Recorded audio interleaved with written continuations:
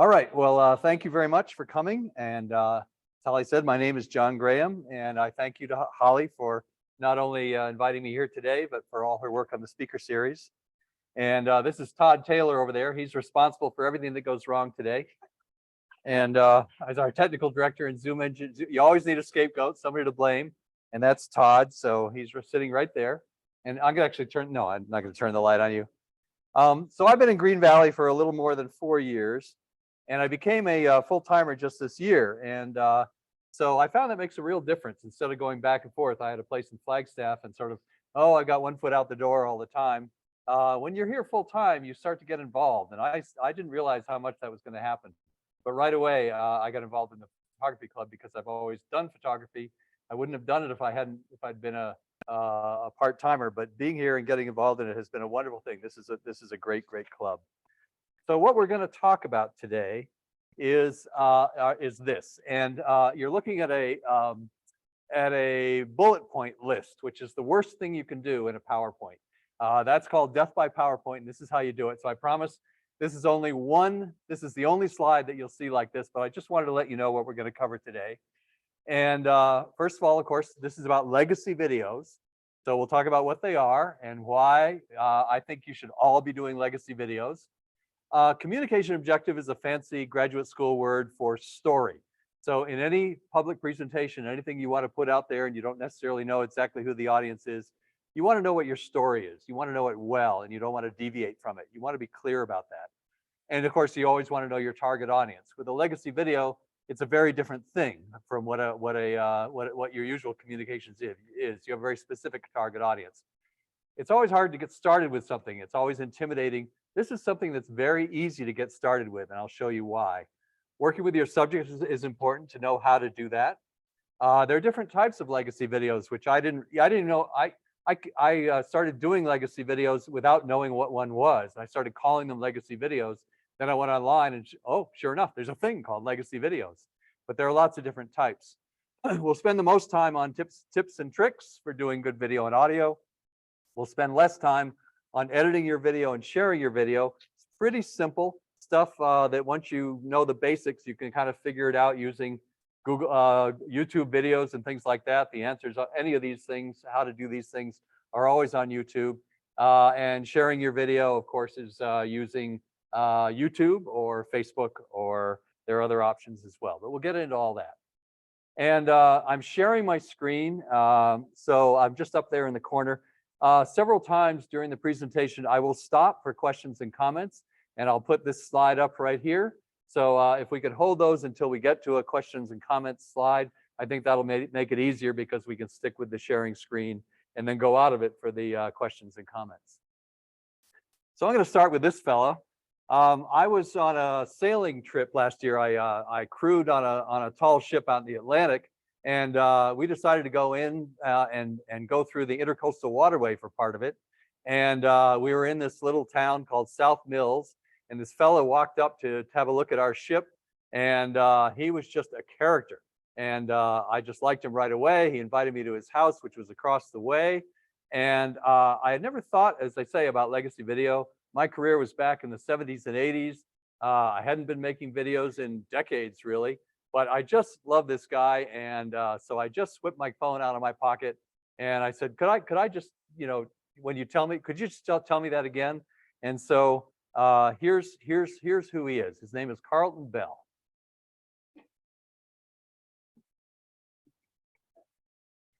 All right, the video on my ship is has a Bad Boy Bell. Who's Bad Boy Bell? I'm Bad Boy Bell. I live in South Mills, North Carolina, and I've been here about 37 years. I built the garage here, the shop, and I built the house here also. And I really enjoy being there. Nice place to live. Got good neighbors, and got some good whiskey made down here too. You know where to go. Right away there is a 31-mile range 4-door sedan. And the only thing I can salvage out of it was the back end and the front part. Had to make new skins, all new door skins for it. And it worked a long time onto it. Here's what it looked like when I finished with it. Got a Corvette engine with 2 4-valve carburetors on it. This is my 1939 Chevrolet. I bought when I was in my 20s. Last time it ran was 1977. Just about a week and a half ago, I fired the engine up on this daggone thing, got it running.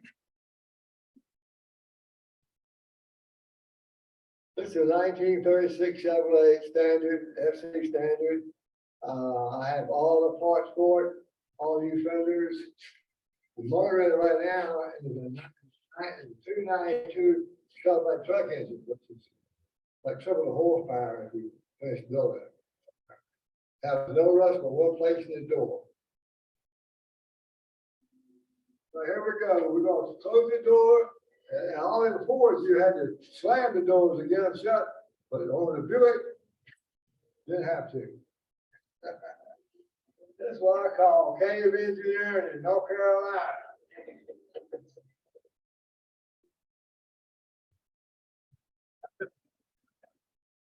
So I just took these and just straight from my phone. There were a bunch of little vignettes. You see, it wasn't all one continuous shot. I just put them up on YouTube and said, you know, you can you can check these out if you want and share them with people if you want. And he said, well, I don't have a computer. I don't know anything about computers. Talk to my wife. So I talked to his wife, and she said, oh yeah, okay. And the next day he came down to the boat and he was in heaven. He said, my wife shared this with all the family, and of course, all the kids had moved away, hadn't seen him for years, of course. And they all phoned home and said, oh my God, they made a documentary about Dad. And I said, oh my God, you know, I was doing television for years. You put it out there to, you know, hundreds of thousands or millions of people. You never get any feedback. And suddenly here was all this appreciation. I thought, wow, this is so fun. This, I'd never thought of doing a narrowcast before. Anyway, we were in South Mills, and it was in the Great Dismal Swamp. And we were lucky to be there on Dismal Day. As you can see, I'm having a dismal time. And it was really fun to walk around, say everybody have a dismal day and get away with it. So the next thing, I didn't do any more of these videos because, again, I wasn't thinking about legacy videos or anything like that.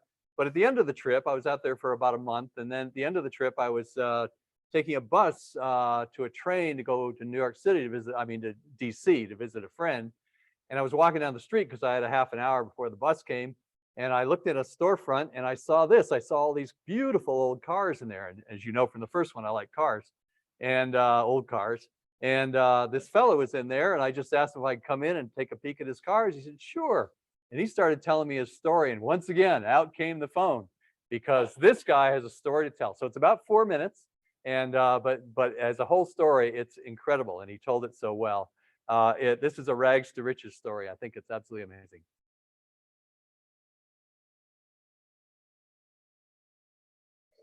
Good morning, John. I'm Dwight Howard. I'm from Kinston, North Carolina, and Deep Run, North Carolina, which is a little town southwest of Kinston. And I grew up on a small farm. Cursor in the little black, X and a little black box that will disappear that line right below the share screen. And Can you do it? Show me. years of my life. I went to a little high school. Where do I There was only 28 people, I believe, in my high school graduating class. But in any event, I went to college. I got a degree in accounting. I worked my way through college bagging groceries for A&P Tea Company. You may not know anything about the A&P, but they were one of the old grocery stores back in the 50s and the early 60s. And after I got out of college, I went to work for RJ Willis Stock Company. I spent almost 10 years there.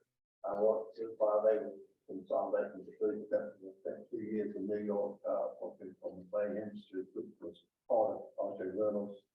I left there in 1974, moved back to Kinston, started farming a little bit.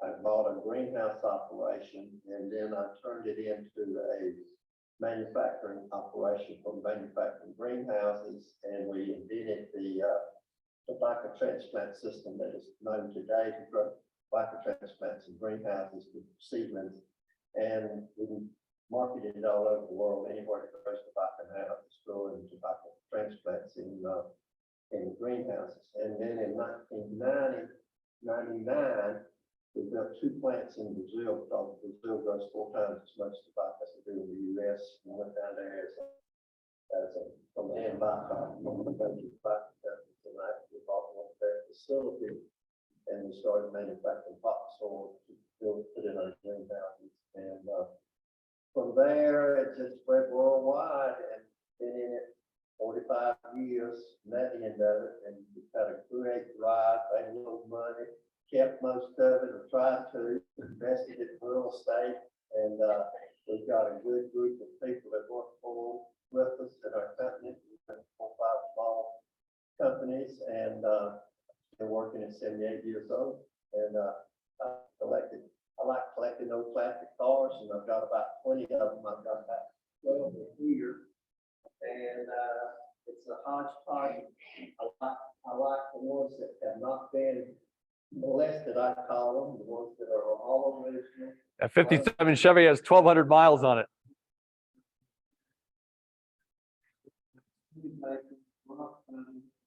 Um, 55 Thunderbirds, 56 GMC pickup, a 1940 Pontiac, I got a 1932 Pontiac, 52 Dodge pickup, 3 Corvettes. The new one I just bought, probably my last one, is a 2023 750 edition with all the colors from the 70s.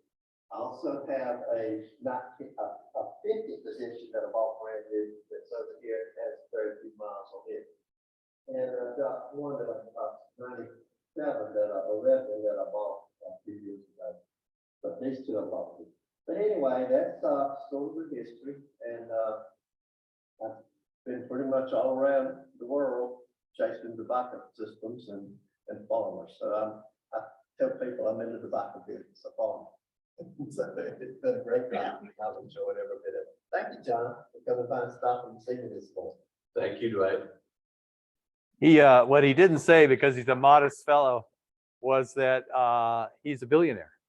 And he started on a little dirt poor tobacco farm, and now he's a billionaire because what he did, he created a system where you can grow tobacco seedlings using hydroponics in the greenhouses. So you can grow 10 times as much in a greenhouse, marketed that around the world. Bought this company in Brazil, and when he sold 2 companies, when he sold the 2 companies in Brazil, because I asked him, I made a joke, so you're a billionaire, and I said, actually, yeah, I am. Whoa, so he wasn't going to say that on tape, but quite a fellow. So let's see, now I've got a little problem here because I waited too long. So how to get out of this, I'm not sure. Anybody got an idea? What is it? I think I might have, I need to stop screen sharing and then start again. Let's see if that works. There he is. Let me see if I can get to my next. This is where I want to be. Oh, I'm okay. But am I still screen? Okay, so I need to screen share again. All right, we're working on it. I've never done a Zoom presentation before, so. Share screen. Go to Keynote. Oh, I forgot that. I think we're all right. Now we'll go to play. Okay, we're back. Sorry about that. But again, I didn't, and of course there should have been shots of the cars, right, closest to the cars. We all wanted to see the cars, but I had a bus to catch, and so I skedaddled down the thing. And on the bus, I uploaded the video to YouTube, and he'd give me his email address, and I shared it to him, and I got the most beautiful letter back saying again that it had been shared with his family, and everybody was so happy and so grateful, and they'd been wondering how to memorialize him, you know, because he was getting along in years. And so he invited me back. He said, anytime you're in North Carolina, I want you to be my house guest. So again, I'm thinking, gosh, all these years of putting out broadcast TV and nobody ever said boo, right? And now suddenly I've got all this appreciation. So I came back to Green Valley, and I have a little group that meets for coffee on Sunday morning. And these are some of the characters in that group. And I showed them these 2 little videos just on my phone. And to my amazement, they said, well, all right, when are you going to do us? Oh, okay. All right. So the light bulb came on, and I realized that Green Valley is just a treasure trove. So let's go for a second and talk about what a legacy video is precisely. A legacy video is any video that records family information or memories. And you, and we all have the resources we need to make legacy videos right now. In fact, we have a perfect storm of opportunity. You all have a smartphone in your pocketbook, and it has an incredible video. If it's 2, 3, 4, 5, even 5 years old, it's got incredible video and sound capabilities. You live in Green Valley, where you're surrounded by hundreds and even thousands of people who have lifetimes of stories to tell, and they know how to tell them. YouTube and Facebook both allow subscribers to post videos for free, and as many as you want. That's amazing. And so my goal today is to convince you to take advantage of this truly amazing constellation of resources, a perfect storm of opportunity to create and post great legacy videos. So let's talk a second about that target audience and communication objective thing that I had up there on the first slide. So that was that graduate school term, communication objective. But remember, that's just your story. It's not complicated. You're telling a story. But what story are you telling with a legacy video? You're telling your story? No, you're telling their story. That's really, really important. You're not telling your story. You're letting them tell their story. So it's really simple. Your communication objective is to tell their story. Who's your target audience? This is what was a revelation to me, that it's a small but very appreciative audience, your subject's family, and particularly future generations of his or her family. So I've got a question for you, and I'm going to stop sharing the screen for a second, because the question really is, why haven't we been doing this? And I have to find my cursor. Anybody see a cursor? Well, thought I saw it go by for a second there. What a technology, huh? One thing I found out in the it's on me, yeah, but then who knows? That's what they call it. That's why they call it a cursor, because I'm cursing at it. Got it. Because it can't be found. All right. Well, I'm just going to leave it here because the question for you. So I was thinking, I have family photos, of course, in a box, although my nieces grabbed them all and digitized them. Thank you, Mimi.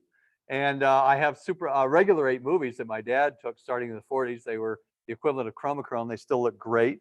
And then I never had a camcorder because I was in the business by then when camcorders came out. But of course, a lot of people had camcorders. And I began to wonder, has anybody been doing this? Has anybody sat down with their parents, their grandparents, and recorded them? Because, you know, when it came to me, I said, of course, and I've been doing it ever since. So have any of you, I'm just really curious, this is not a rhetorical question, this is a for real question. Have any of you along the way done this, done legacy videos using a camcorder, or today, these days, doing your cell phone? Yes. It wasn't on a camcorder, it was done on a recorder. Because my aunt didn't have one, but she sat down with my father, and had I thought about this, it was a great idea, but I didn't. But she sat down and recorded his memories and viewpoints and things of his time during World War II in the South Pacific. And it was quite an eye-opening recording. And I wish I would have done it. I wish I would have had it, got the video. The video, yeah. We had it, we just never thought of sitting Yeah. down with that. Yeah. And thank God she did. Yeah. Isn't that amazing? It's the tape recorder, but hey. Yeah. Todd? Mine wasn't a family member. It was my neighbor here in Green Valley. And about 2 years ago, he got diagnosed with cancer, and he had a caretaker coming in, and every now and then she'd come over and knock on my door and say, hey, I got to run to the grocery store or something. Can you sit with George for a bit and everything? So I went over, and George would start telling stories. And I didn't think about bringing out my camera or my cell phone because I had it. But then I used my iPhone and just a recorder on it. And I ended up with 6 hours worth of him telling the story of his lifetime and his family's lifetime. So then I went in and made copies and gave it to the caregiver and to his daughter, who have both got back to me several times, just thanking me for doing it. And they're like, just hearing his voice, Yeah. the pleases them. Isn't that wonderful how much people appreciate it? Anybody Yeah. else have a story about doing this or not doing it? And, oh, I wish I had. Anybody else?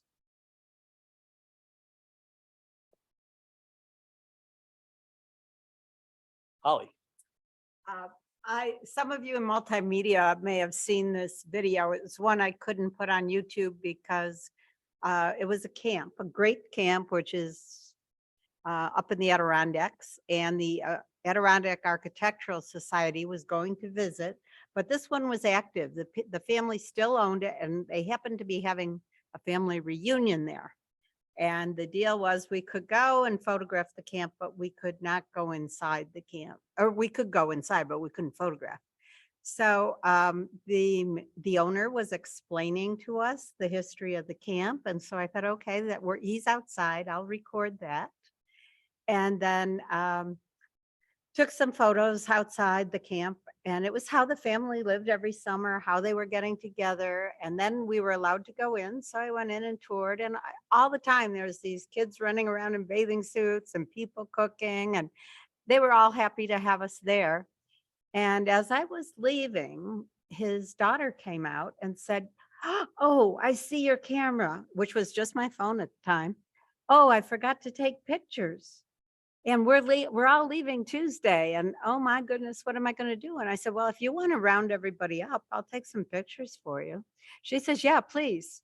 So then I asked her, "Would you like to have a video of your dad talking and the history of the camp?" And she said, "Yeah, sure." So I did send that by email to them. I never put it on YouTube, of course. But the same reaction. They were just thrilled, and they did get their photos. It was good. Yeah, it's a wonderful thing we can do. So my message here today for you is that you have no excuse. You can do it easily. And I'm going to go through everything you need to do that. I realize that for me, because I have a background in making videos and these kinds of videos, it seems really easy to me, but it really is easy. And so I want to show you today how easy it is. And I just want you to think for a second, if you could go home today and click on YouTube or Facebook and go back and see your mom, your dad. Oops, sorry, drop the microphones. Go back and see your mom or your dad, or your grandmother or your grandfather. How wonderful that would be. So let's do it. Let's not miss the chance this time. So, all right, how to begin? As I said, it's easy. These are some friends of mine, and you have the kind of relationship with a lot of people in your life, your husband, your wife, your friends, where you can just, with the phone in your pocket, when you're visiting with them, say, "I'd like to practice a little bit doing this legacy video idea, getting people to tell their stories. Would you mind if I just take out my phone and just ask you some questions?" And I've tried this, and everybody says, "Oh, sure, no problem." People like to talk about themselves. So tell them the truth. It's for practice, and you need to do it to learn how to do it. And you can look and listen to the video together and see how they respond, and you'll learn about, well, they say, "Well, that's not really, that doesn't sound very good. Shouldn't it sound better than this?" And you'll find out, "Oh, well, I need to do something about that." See what works, what doesn't. And also anything, it's free, right? Anything you shoot on your phone, you just like you do with a photo, you can just erase it. So something that doesn't work, you can erase. So just practice with your friends and your family. And once you feel ready and are serious about making your first real legacy video, this is where we get to some of the tips. And the first tips I'm going to talk about are working with your subject. And this is worth paying a lot of attention to, because it's not intuitive. We're used to having conversations with people where you go, "Oh yeah, and that reminds me." Well, no, that's not what we're doing here. It's about them. It's not about you. So you have to totally resist the temptation to talk, even go, You have to just listen, be a true listener. And a true listener knows how to listen so that people feel that they're really being heard. You keep eye contact, you nod your head, you show interest, right? It makes a big difference. People think, "Oh, my goodness, I've got the floor and people are really listening to me." And they sort of sit up straight and start to really talk. And you don't, it's important to find out what they want to talk about. So the first time I did the one seriously where I said, "Okay, this is a legacy video, and I'll show you who I did that with when I got back here," I just said, "Well, tell me your life story." And he did an incredible job in 10 minutes and a little less, and told me his whole life story, and it was fabulous. But some people, when you say, "Tell them your life story," like I did with my mom back in '87 with a tape recorder, 5.5 hours later, I had my mom's life story. It was worth it. I'm glad I did it. But for a legacy video, a 5.5 hour video is probably not what you want and probably not what YouTube wants. So how do you think about meeting somebody for the first time? What do you do here in Green Valley? You ask them a question, a simple question like, where are you from? And you could try that. You can say, what did you do before you retired? Everybody in Green Valley has stock answers to those questions. They know how to answer those questions. So that's a great way to start. Just narrow it down a little bit and ask them a simple question. But sometimes people like to just tell favorite stories, and you know who those people are. You've heard those stories a million times. Well, the person watching the legacy video may not have ever heard that story if it's a grandchild or something like that. So just because you've heard it a million times doesn't mean that it's not a good story. Sometimes, it's a really great, when you're all done, when you sort of got it all, say, well, is there anything else that you really want to pass on? And that often elicits the best video you get, because people are thinking, oh, well, there is something I'd like my great grandchildren to really know or about me or remember about me or something that happened to me. And a part of that is reminding them who the video is for, that it is for that target audience, which is future generations. That really helps them focus the mind. And I found that's really helpful. Of course, the best videos are short videos. You don't want you don't want 5.5 hours. We're all used to videos that are 7 minutes or less, because in television, it's always broken up. Even when you're watching PBS, it's in segments of 7 minutes or less, because it's always been, the half-hour program was always broken up into 7-minute segments with commercials. Now the commercials are a lot longer, so the segments are more like 6 minutes. But the fact is that after 7 minutes, people get very restless. So if somebody tells you a long story, that's okay. You can break it up later and have a series of stories and post separate videos. All right, I'm going to take a break, and let's see if I can get out of share this time and get back into it. But I still don't have a cursor, do I? Oh, wait a minute, I have a mouse. Let's see if that helps.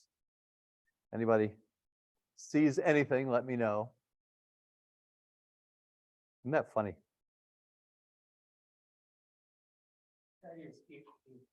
Escape.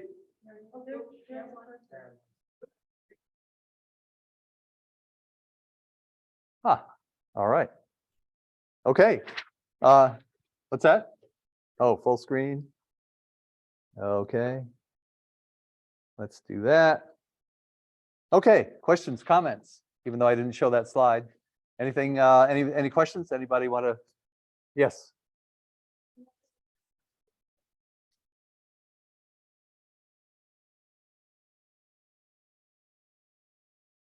So this is a contemporary thing where every video today that people make, people think they have to have lots and lots of music playing, that's essential. Otherwise, people are going to get bored.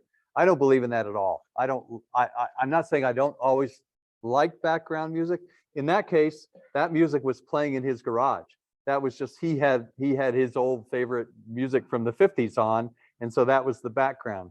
The second one, he didn't have any music on. I didn't put any music there. Again, I'm thinking down the road. We may think it's all wonderful now, but I think those grandchildren and great-grandchildren just want to hear what grandpa has to say. They're not going to care whether they don't need to be entertained by music in the background. Anybody else? Okay, let's move on. And once again, escape. Let's see if we can actually figure out how to do this. And zoom, share screen, go desktop, oops, share.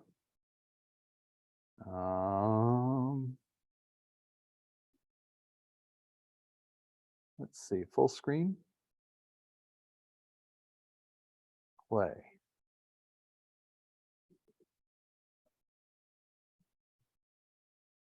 All right, who is that guy? I want to show full screen, but now I don't see the, well, I don't see the play. Okay, how about right here? There we go, sorry. Okay, so this is the first fella that I, here in Green Valley, part of my club.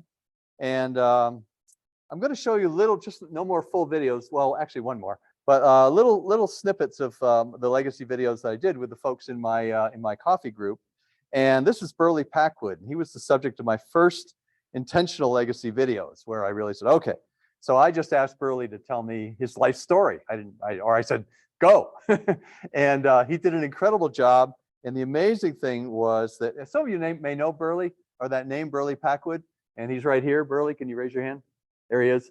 And so Burley is an astro imager of world-class astro imager. He's published in not only Astronomy Magazine, but also the Green Valley News, just in case you want to be really impressed. So I sat down and just said, go. And he told me this amazing story. And then it turned out he had kept, he's an imager. Since he was a little kid and got a brownie, he kept wonderful photographs all his life of his, and organized them by date. My God. And so I did the thing. I said, do you have any photographs? And he said, I'll email them to you.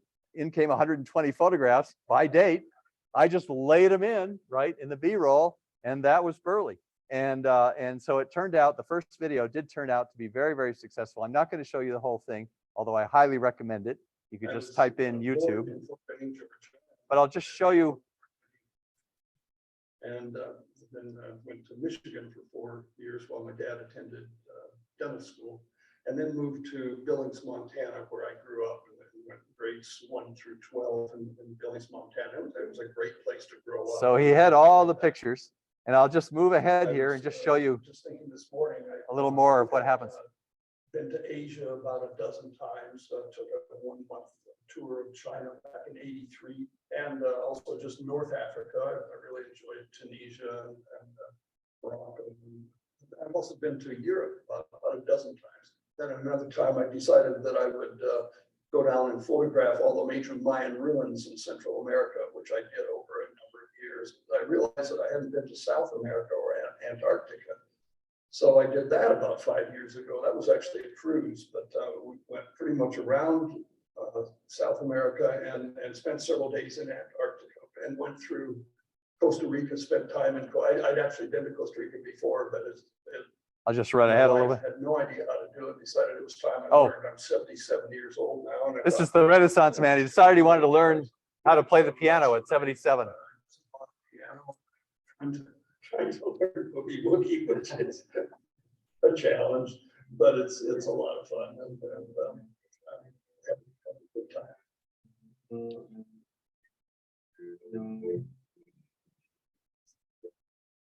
3 weeks.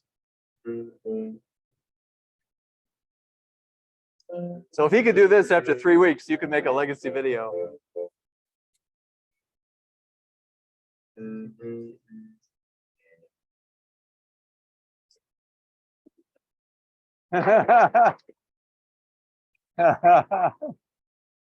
So it was incredible. I mean, it was like a Ken Burns video when I was done, and that's all thanks to Burley. So I just really lucked out. And he had a history of building log homes, and he said, I'm going to get right through my education and my career. I was a radiologist and head of this department and that department, but that's not what's important. It was my hobbies. So his travel, he's into model railroading, and wrote articles for Model Railroading magazine and illustrated them. Then he writes a book on galaxies once he got down here to Green Valley. So if you can meet a guy like that who has a lot of pictures, that's a great place to start. So this is Chuck Dorr. Anybody know Chuck? Anybody familiar with him? He's part of our group, yeah. He's the longtime board president of Friends Indeed, and he doesn't have any pictures. And so I just sat down with him and said, okay, tell me about you. I hadn't narrowed things down yet, but he also did a great job in just a few minutes. But as it turned out, his life is extraordinary because he has turned out, he only went to college for 2 years, but he's had an incredibly successful career in many, many areas. And he was always a leader. He was always taken to the front and say, you're in charge. And he had some things to say about why that is. And so once again, I just feel that, everybody has something amazing to offer. And I just want to give you a sense of what Chuck had to offer. To discern and take something away from each and every relationship I've ever had. So for me, being a manager, being a person who's kind of in charge, my in charge has got to be a very subtle thing.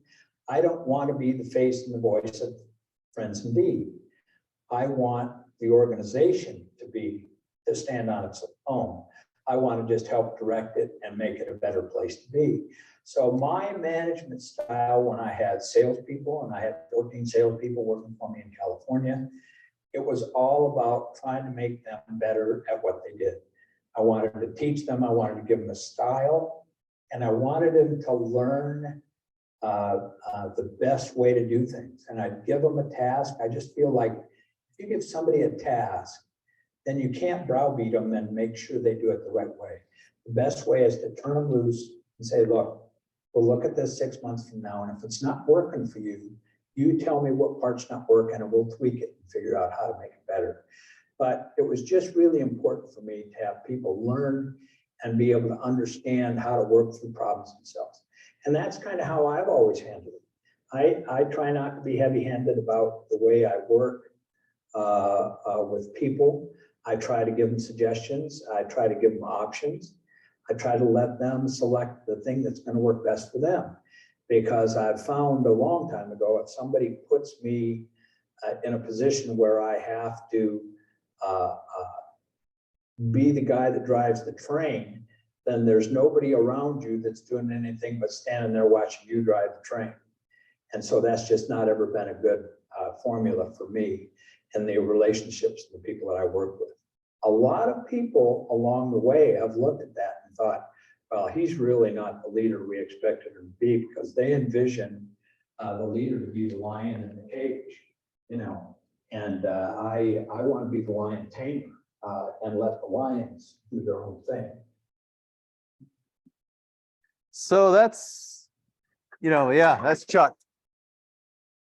It's amazing what you learn about people. I mean, I never would have known that about him until I sat down and really listened to him.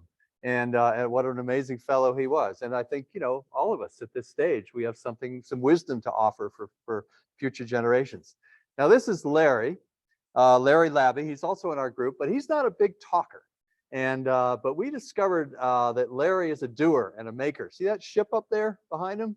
That's just one of his little ones that he can pop up on the top there. Behind him is, what's it, the Constellation, Larry? Yeah, Constellation. How long did it take you to put that model together? 30 years. So you got to wait Larry out. But anyway, so he was doing this Dickens Village Department 56. He was buying these little models all for many, many years and putting them out every Christmas. And he just happened to tell us one day this year he wasn't going to do it. It was too much work. And I said, whoa, wait a minute. If you do it, I'll videotape it and then you can share it for your family forever. He said, oh, all right. And anyway, he did that. And I'll just show you a little piece of it. And then there's just sort of the start and show you what it looks like. Because again, just with my cell phone and just, you say there's this and there's this. It's a little shaky, but it does the job. And then it turned out his wife, Jan, was also a maker and a doer. And I didn't even know her. I'd met her for the first time that day, but she had something, and I'll show that at the end. Well, you're looking at the Dickens Village, 156 houses, and set up. It tells pretty much a story of Scrooge and back then. We have Bob Cratchit's house with Tim and the shoulder walking down the street. And we have different shops here.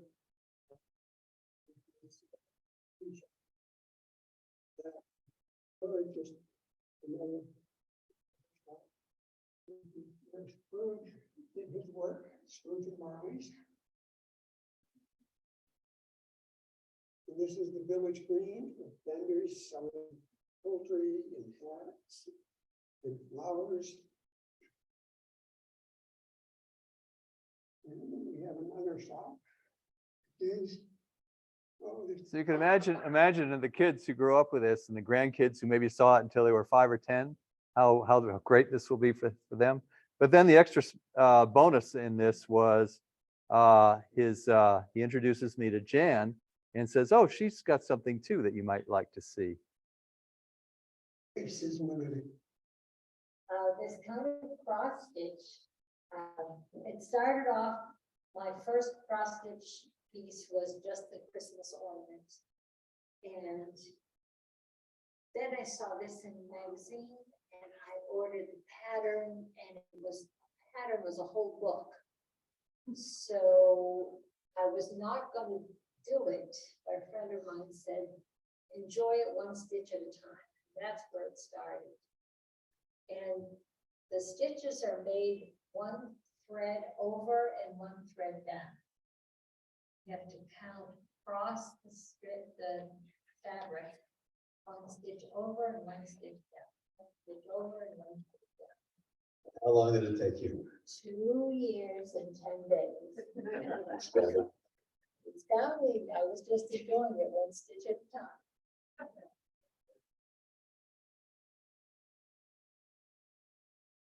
I mean, it's just amazing, these people we know, what they can tell us. I mean, they know their story. And that thing about where she said, who's counting? She had said that when she was telling me about it, and then I took out the phone. So I had to prompt her because I wanted that line, you know. So who's counting in the terms of the time. So this fella is my friend Gary Hallman, lives around the corner from me. I met him, we're on the landscape committee at the place where I live. And he's a professor emeritus retired from the University of Minnesota, where he was head of the art department for about 40 years. And he was a guy, he had been a teacher, and he just had stories to tell and wisdom to impart, talked a lot about what he called the new normal, how things had really changed since he moved down here just when the Trump administration got elected, and he was very concerned about that and had a lot to talk about that. And so I ended up making about 7 or 8 videos with him. He's not sure what he wants to do, so I just gave him the videos.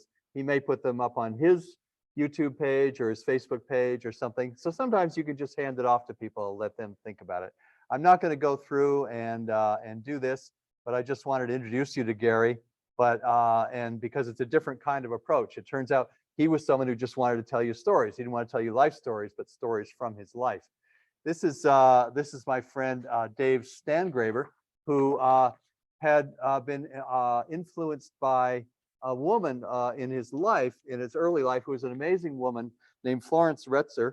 And she turned him from, he was going to go into acting, and but her love of nature turned him, and he became a professor of botany at the University of Colorado in Fort Collins. And he just recently retired as professor emeritus. And he told the story of this woman. So it doesn't necessarily have to be about you. You can give a tribute to someone else. Mrs.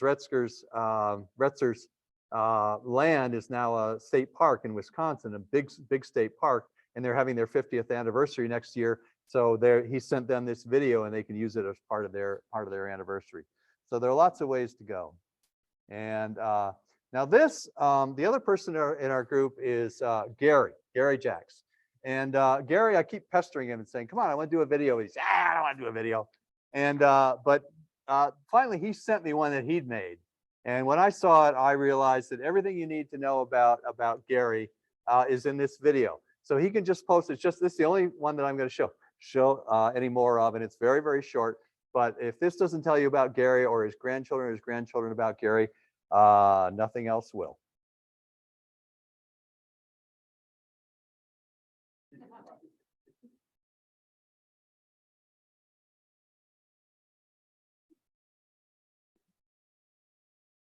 I suppose you wonder why we pulled you over.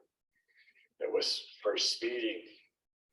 You and your friends are driving around just crazy. Who's a fat chicken in the front seat? Huh?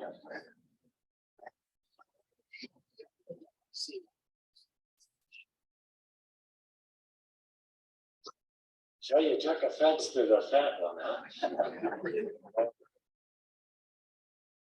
So for a big girl, I can see why you date her. Take a bow, Gary.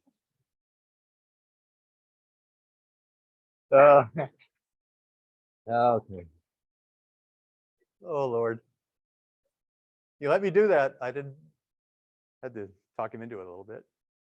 All right. Once again, finding out how to stop share, finding the cursor. Oh, saw something go by.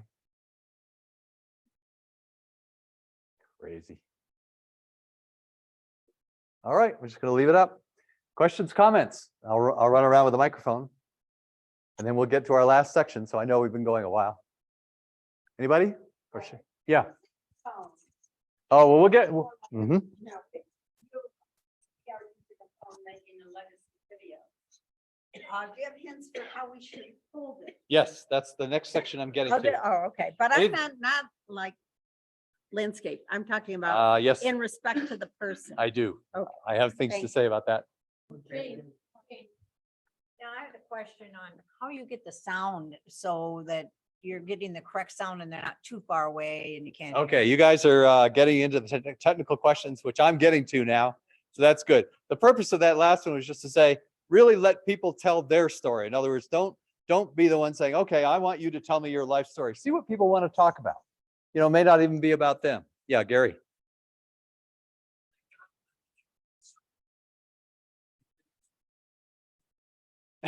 Really? The only thing I've said? So you took offense. to I it. did. Was about your mother, the tape recorder, and how I would never have known until you told me 3 months ago that magnetic voices lose their, just share that with. Oh, me. just that I did record my mom on a cassette recorder back in 1984, 5.5 hours. And then when I finally decided to digitize it 30 years later, it turns out that the audio had leaked because it was magnetic tape and the cassette tape is really thin. And so when you played it, you heard the audio on top and then you heard audio underneath from the tape on the other side, just from sitting there all these years. And it was okay. I got away with it. I was able to fix it a little bit. But we have family photos, and now I'm putting together, shortening it down, but I'm putting together my mother's story with her narrating the family history with the family photos. So I will have a video of my mother who lived to be 95. She was born in 1912, telling stories from her great-grandfather, who was a well-known California artist who was in the Civil War, talking about his stories from the Civil War. So I can make a video about the Civil War from what I did with my mother in 1984. So there you go. All right, so we can get this clicked on again.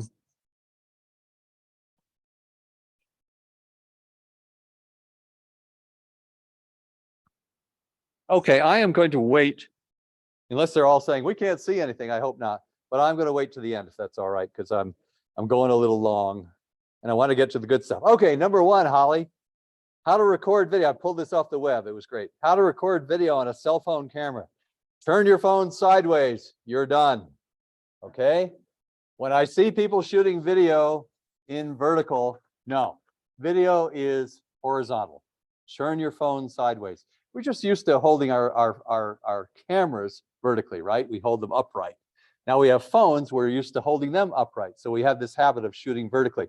Fine if you're taking a selfie perhaps, or you're all about Instagram or something like that. But if you're making video that's going to be seen on a computer or a TV screen, hold your phone sideways. Okay, Android versus iPhone. They both do a great job. I have an Android. Many of you I know. Can I just see how many of you have iPhones? 2/3 at least. Android? Oh, maybe, yeah, 2/3, 1/3, something like that. I have an Android just because that's where I started. And so, you know, that's where you end up. But I don't see that either one can't do this wonderfully. And we'll talk about, one thing to say is that with your iPhone, use cinematic mode. You want to soften the background. You want it to go a little bit out of focus, and that's what cinematic mode does. Otherwise, you have depth of field all the way through, and your subject doesn't jump out. But anyway, let's get into the tips and tricks. And I'm going to show you the settings that I do on my Android phone, but they will apply to your iPhone as well. First thing is that you don't want it to be a phone while you're doing this. While you're using it as a camera, make sure it's a camera. All you have to do is put it in airplane mode. But if you don't and you forget, then you're using it, you're doing that, and then somebody calls you or said it's dinging or something like that. So you don't want that. So put it into airplane mode. Next, my settings in video, going to the settings, the upper little gear up on the left. The first one is on mine, it has a steady shot setting. You want that off because if it's on, it's looking for something to do and it'll screw around with your background. That happened when I was doing Burley's video when I didn't know any better. So I think on an iPhone, you don't have a choice, but it processes it well. The aspect ratio is 9:16. That's 1920 pixels by 1080 pixels, unless you have a 4K television. It's just fine for everything. So shoot it in 1080p at which is a 9:16 ratio horizontal. As far as that setting on the right, FHD stands for full high definition. You want that. 30 is the frames per second. You want that. If you were shooting outside and you were thinking maybe I'm going to slow it down later and I want it to look good, then you might shoot 60 frames per second, double the number of frames. But for this, 30 frames per second, full high definition is all you need. In my phone, there's video. You see down here, there's photo and there's video, and then there's more, and that's where you find portrait video. And again, in an iPhone, you're looking for cinematic mode, but it's the same thing. It's the thing that throws the background out of focus and makes it all look like 60 minutes. So go there and don't use the zoom. Just get the camera fairly close and do 1x. You'll get the best resolution. Remember, everything's done digitally in these phones, so you want to let the phone do its work in the most native possible way. My camera on my phone has a 50 megapixel effective resolution. If I put it on 3x, it doesn't seem to work out so well. So 1x is always the way to go. You might find that it's equivalent to a 35 millimeter camera. So your phone might be a little close to the subject, but it's okay. It's a small phone. People are used to being close to phones. So here's Gary. And you can see that's the original picture right there. You think, well, that's kind of far away. But the thing is, once I'm in my editing program, I can get closer. I see on the right, top right, that's sort of a normal shot. If I want to do a head and shoulder shot, I'm just doing this in the editing program. So I can change apparent focal length in the editing program. There's something between a headshot and an extreme close-up on the right. And that gives it visual interest. If you really just have the person to look at, change the apparent focal length. But do that in the editing program. So set up your camera, leave it alone. And obviously, obviously it goes without saying, you want to have your camera still. You don't want to have it in your hand. Now, when I was doing those first two and I was out on the road, I had it in my hand. It was fine. But when you're sitting down with someone, you could prop up the phone in various ways. I use a tripod. Most of you have a tripod somewhere in a closet or something, even if you're not using it anymore, and a little gizmo to hold your phone. So that's a great way to do it. But there are other ways. So here's the typical setup, and it's pretty simple. So this is actually my tripod. I'm using it for the light to get it up a little bit. But that's a tripod I have because I do professional photography and I do bird watching.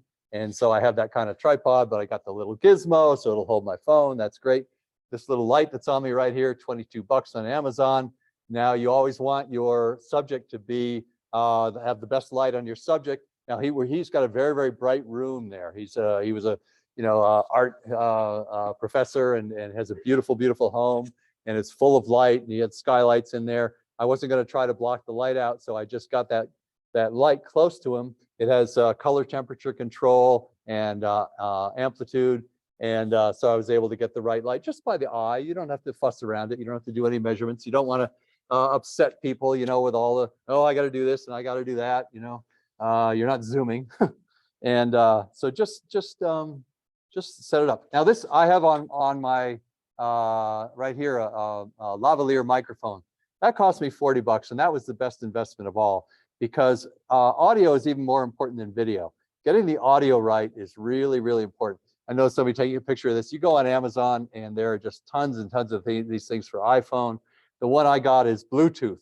It just it plugged into his computer, it plugs into my phone. It's just a tiny little receiver, and it's completely wonderful. This worked the first time I used it. It worked perfectly right out of the box. I've never had any problem with it. And it's two microphones, little receivers on the right.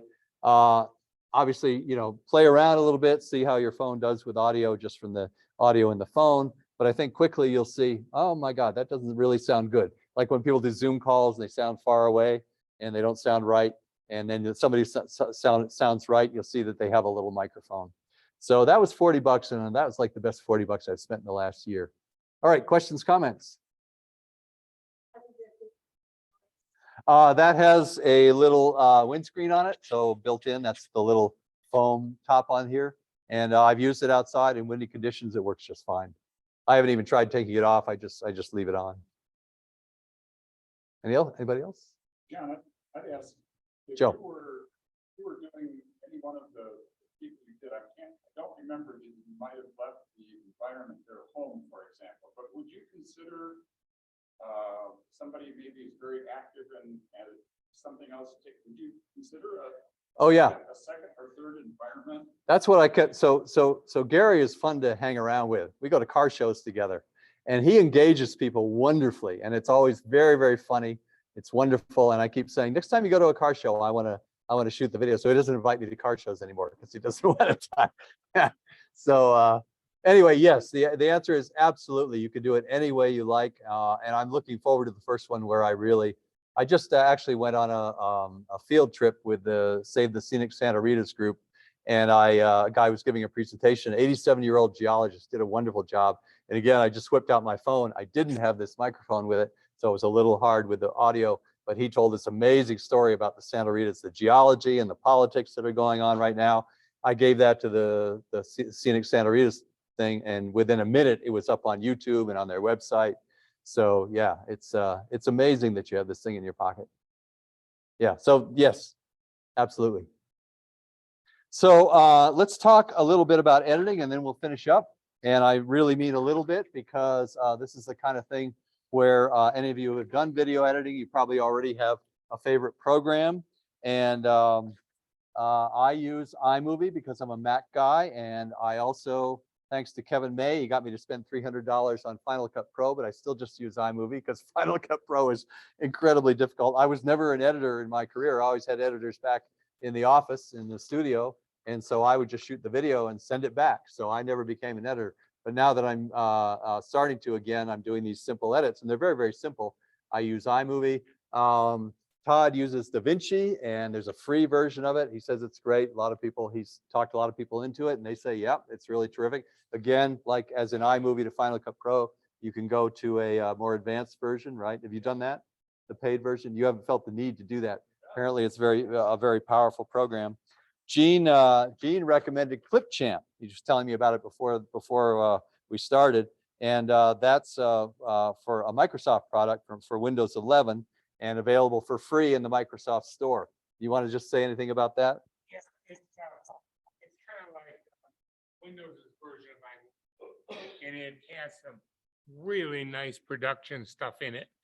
You can do voiceovers, you can do artificial voices, narrations, you can record your screen. It just has a ton of options. It's free. It comes with the latest version of Windows 11, but you can download it from the Microsoft Store. Give it a try for free. What is the name of it? again? Clip, C-L-I-P, Champ, C-H-A-M-P. Okay. Here comes the last slide. And I may do, or with Kevin May or something, we may do a separate show on editing, to get you comfortable with that. But I was really never comfortable with editing, didn't ever want to be an editor. But once I dived into iMovie, it was like, oh my God, this is so simple. So there you go. Final Cut Pro is not simple.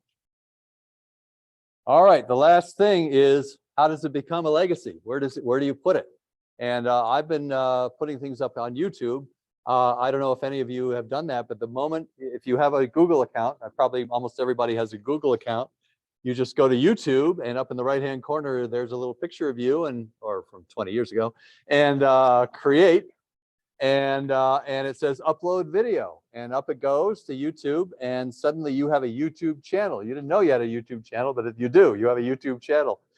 And I thought, well, that's the solution. It's going to be there forever. It's on YouTube. YouTube's never going to go away. Google's never going to go away. And then I thought, well, wait a minute. What about when I die? Then what happens? Well, I go away, right? And so my channel goes away. And I thought, oh no, what'll I do? And so I looked online and I asked YouTube. I said, well, will the videos be there when I'm gone? No, but Facebook does. So you can put videos on Facebook, on your own Facebook channel, your own Facebook page, that is. And then when you're gone, your family there's a way to contact Facebook. They encourage you to do that and say, we'd like to leave our father's or grandfather's Facebook page up as a memorial to him. And so there they are that way. I don't think Facebook's going away either. So that's another way to do it. I always do also give the files, the original video file, the edited file, and if they want the original file right off my phone, I give it to them so that they can make some decisions along the way. So final questions, comments, anything? We want to check the chat. Oh, chat. Where is it? That means I have, that means this has to work. The cursor, the cursed cursor. Who knows? It's there. I just can't see it. Well, let's hit escape again. That's going to work, isn't it? Oh, there it is. Chat. Okay, what do we have? Okay, hard to hear on Zoom. All right, the usual. Audio and video not synced, the usual. Great technology, isn't this? Please repeat the question as those on Zoom can't hear. All right. Yeah, we failed.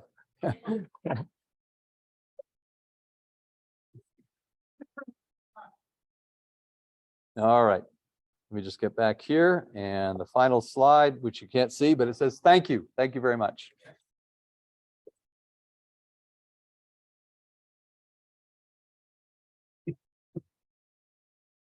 Hey, what are you doing up here? You're not the speaker chair. For being my best speaker. I appreciate it very much. And Thank you. obviously the audience did too. And please continue to support Speaker Series. I know there's a lot of people involved. I see Neil here. He always does a good promo on the newsletter, and you'll be seeing that, what's happening with us. Actually, nothing till probably October as far as a show. But there's sometimes announcements or people looking for speakers. Thanks, Todd, for your technology help. Fabulous. And Could you give Todd a round of applause, please? We spent 2 hours yesterday working out 80% of the problems, and today working out no more. Just still at 80%. Phil Rock had been doing that job, and he's not here, but did for me for 8 years for Speaker Series was there. And Sam Shane, is he here? Thank you, Sam, for the registration stuff and all that stuff you put online. So even some of the write-ups he fine-tuned so people know who's going to speak and can register for it. So thanks, Sam. And Danny, even this early, gets involved pretty soon, I think, in reserving the room. So it's a lot of stuff, a lot of contributors, and thanks to everybody, and especially today, thanks to you. All right.